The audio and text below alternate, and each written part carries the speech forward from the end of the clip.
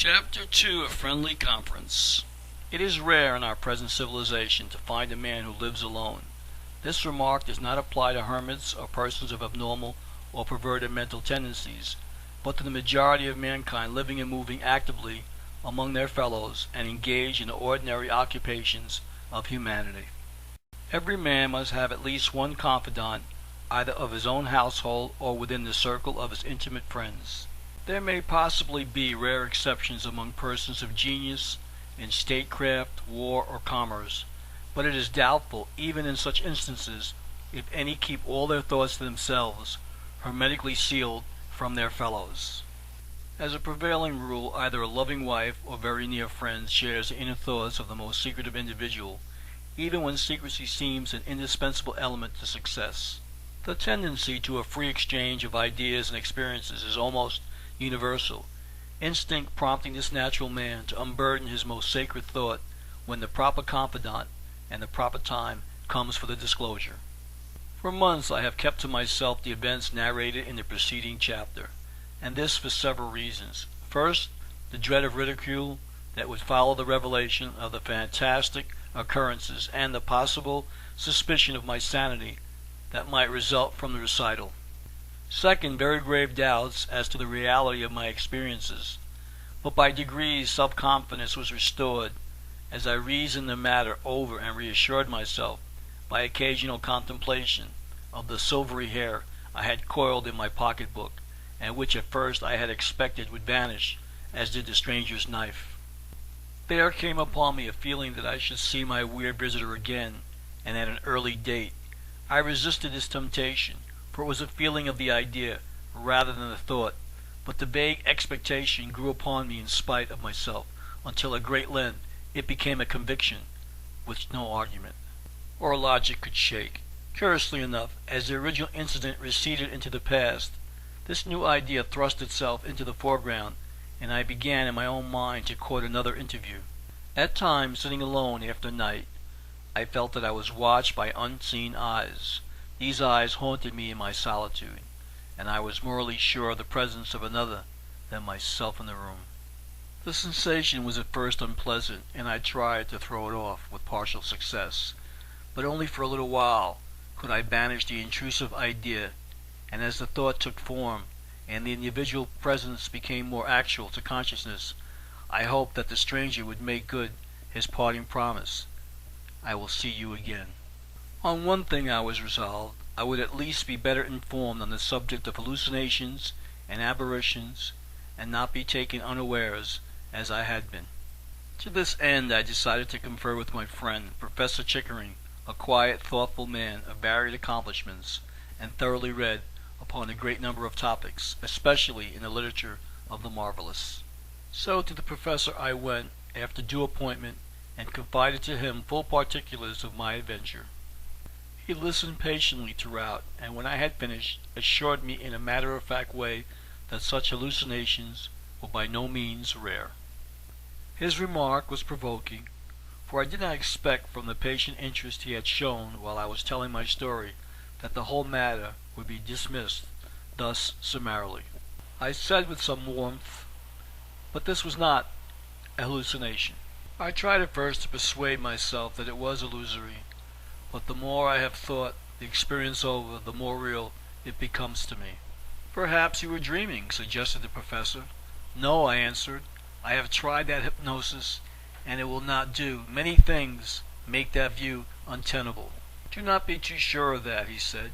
You were, by your own account, in a highly nervous condition and physically tired. It is possible, perhaps probable, that in this state, as you sat in your chair, you dozed off for a short interval, during which the illusion flashed through your mind. How do you explain the fact that incidents occupying a large portion of the night occurred in an interval which you describe as a flash? Easily enough. In dreams, time may not exist. Periods embracing weeks or months may be reduced to an instant. Long journeys, hours of conversation, or a multitude of transactions may be compressed into a term measured by the opening or closing of a door or the striking of a clock. In dreams, ordinary standards of reason find no place, while ideas or events chase through the mind more rapidly than thought. Conceding all this, why did I, considering the unusual character of the incidents, accept them as real, as substantial, as natural, as the most commonplace events? "There is nothing extraordinary in that," he replied. "In dreams all sorts of absurdities, impossibilities, discordancies, and violations of natural law appear realities without exciting the least surprise or suspicion. Imagination runs riot and is supreme, and reason for the time is dormant. We see ghosts, spirits, the forms of persons dead or living. We suffer pain, pleasure, hunger, and all sensations and emotions without a moment's question of their reality. Do any of the subjects of our dreams or visions leave tangible evidence of their presence?" "Assuredly not," he answered, with an incredulous, half-impatient gesture. "The idea is absurd."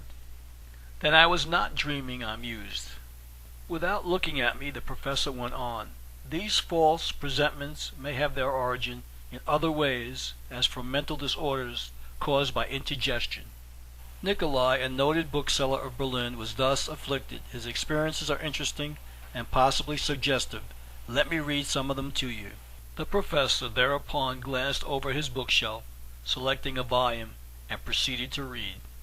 "I generally saw human forms of both sexes, but they usually seem not to take the smallest notice of each other, moving as in marketplace, where all are eager to press through the crowd. At times, however, they seem to be transacting business with each other. I also saw several times people on horseback, dogs, and birds.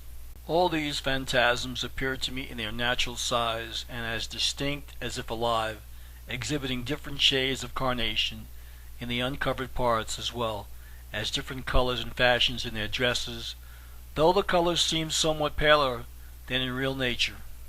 None of the figures appeared particularly terrible, comical, or disgusting, most of them being of indifferent shape and some presenting a pleasant aspect. The longer these phantasms continued to visit me, the more frequently did they return, while at the same time they increased in number about 4 weeks after they had first appeared. I also began to hear them talk. These phantoms conversed among themselves, but more frequently addressed their discourses to me. Their speeches were uncommonly short and never of an unpleasant turn. At different times these appeared to me both dear and sensible friends of both sexes, whose addresses tended to appease my grief, which had not yet wholly subsided. The consolatory speeches were in general addressed to me when I was alone. Sometimes, however, I was accosted by these consoling friends while I was engaged in company, and not unfrequently while real persons were speaking to me. These consolatory addresses consisted sometimes of abrupt phrases, and at other times they were regularly executed. Here I interrupted. "I note, Professor, that Mr. Nikolai knew these forms to be illusions." Without answering my remark, he continued to read. "There is in imagination a potency for exceeding the fabled power of Aladdin's lamp. How often does one sit in a wintry evening musings, and trace in the glowing embers the features of an absent friend? Imagination, with its magic wand, will there build a city with its countless spires, or marshal contending armies, or drive the tempest-shattered ship upon the ocean?" The following story related by Scott affords a good illustration of this principle. Not long after the death of an illustrious poet who had filled, while living, a great station in the eyes of the public, a literary friend to whom the deceased had been well known was engaged during the darkening twilight of an autumn evening in perusing one of the publications which professed to detail the habits and opinions of the distinguished individual who was now no more. As the reader had enjoyed the intimacy of the deceased to a considerable degree, he was deeply interested in the publication, which contained some particulars relating to himself and other friends. A visitor was sitting in the apartment, who was also engaged in reading. Their sitting room opened into an entrance hall, rather fantastically fitted up with articles of armor, skins of wild animals, and the like. It was when laying down his book and passing into this hall, through which the moon was beginning to shine, that the individual of whom I speak saw right before him, in a standing posture, the exact representation of his departed friend, whose recollection had been so strongly brought to his imagination. He stopped for a single moment, so as to notice the wonderful accuracy with which fancy had impressed upon the bodily eye the peculiarities of dress and position of the illustrious poet. Sensible, however, of the delusion, he felt no sentiment save that of wonder at the extraordinary accuracy of the resemblance, and stepped onward to the figure, which resolved itself, as he approached, into the various materials of which it was composed. These were merely a screen occupied by great coats, shawls, plaids, and other such articles as are usually found in a country entrance hall. The spectator returned to the spot from which he had seen the illusion, and endeavored with all his power to recall the image which had been so singularly vivid. But this he was unable to do, and the person who had witnessed the apparition, or, more properly, whose excited state had been the means of raising it, had only to return to the apartment and tell his young friend under what a striking hallucination he had for a moment labored. Here I was constrained to call the professor to a halt. "Your stories are very interesting," I said, "but I fail to perceive any analogy in either the conditions or the incidents to my experience. I was fully awake and conscious at the time, and the man I saw appeared and moved about in the full glare of the glass-light." "Perhaps not," he answered. "I am simply giving you some general illustrations of the subject. But here is a case more to the point." Again he read.